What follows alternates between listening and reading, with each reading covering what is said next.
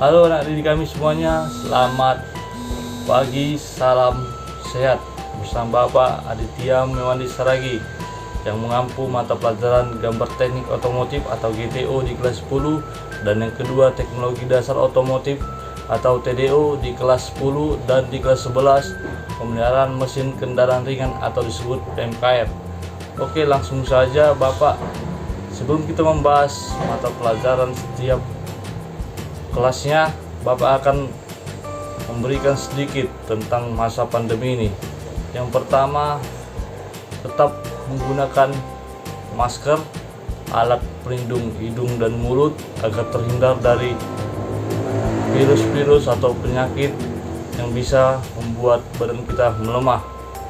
Dan yang kedua, gunakan hand sanitizer atau media cuci tangan, ya, media cuci tangan dalam bentuk cairan ataupun sabun untuk menghilangkan kuman kotoran dari tangan agar tidak terinfeksi virus atau bakteri apapun.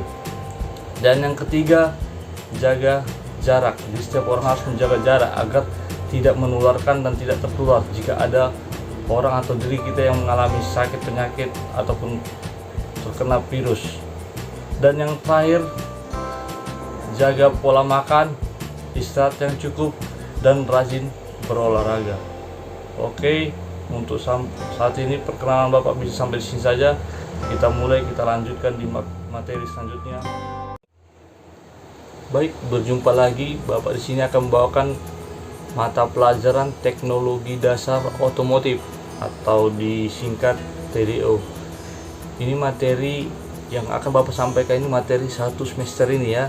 Ini judul besarnya atau judul besar atau materi kepala pokoknya untuk bisa kalian cari tahu tentang gambaran mata pelajaran teknologi dasar otomotif.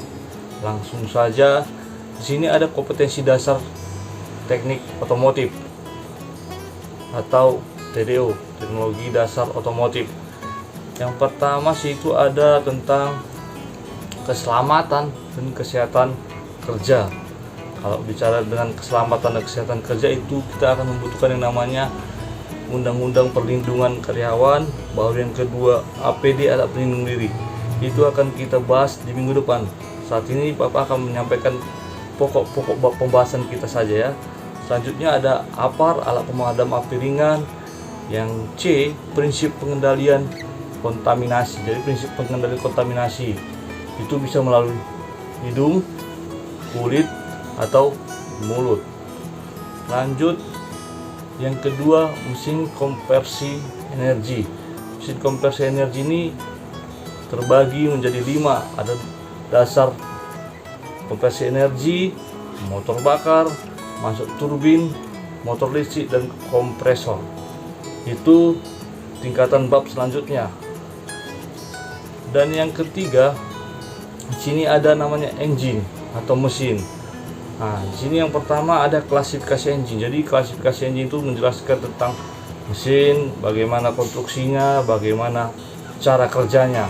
Dan di sini yang kedua, B, bagi engine memiliki 2 langkah dan 4 langkah. Nah, itu akan kita bahas.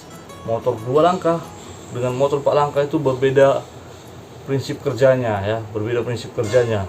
Jika untuk menciptakan 1 kali pembakaran bisa 2 kali langkah, ada yang menciptakan 1 kali pembakaran membutuhkan 4 langkah. Oke, yang C itu electronic fuel injection, itulah pengganti karburator generasi penerusnya. Selanjutnya,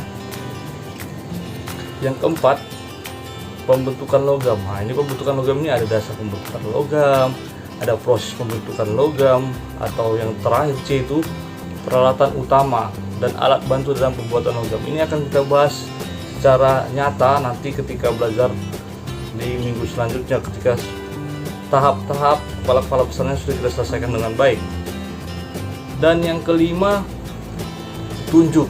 Di sini ada petunjuk pengoperasian dan pemeliharaan kendaraan. Di setiap kendaraan itu kita minimal harus tahu fungsi bagian-bagian yang akan kita kerjakan untuk memudahkan kita dalam proses pekerjaan atau tugas yang diberikan. Selanjutnya kita harus penting membaca buku manual atau manual book untuk melihat, karena setiap kendaraan itu berbeda spesifikasi kerjanya, bahannya, alatnya, dan model-model dari setiap bahan yang digunakan. Dan yang B, penggunaan servis manual. Jadi di buku servis itu ada panduannya untuk mengganti oli, kapan waktu servis, kapan waktu mengganti filter, kapan mengecek air baterai, semua situ ada. Kapan mengisi radiator, di situ semua ada untuk membahas, untuk membuat paket dalam kendaraan itu maintenance-nya atau perawatannya bisa lebih baik. Dan yang C, penggunaan partbook. Penggunaan partbook ini harus kita pahami juga. Bagian-bagian buku itu harus kita pahami, setiap ada yang di dalam buku harus kita pahami untuk bisa mengerti tujuan atau fungsi dari setiap pekerjaan yang kita lakukan. Baik, sampai di sini saja pertemuan kita. Semoga pandemi COVID-19 ini segera berakhir agar kita dapat kembali bertatap muka di sekolah, tidak seperti ini online. Mungkin situasi inilah yang membuat kita semakin belajar untuk tetap menjaga kesehatan, bersyukur, dan pantang menyerah. Terima kasih, selamat pagi, salam sehat. Sampai jumpa di pertemuan berikutnya.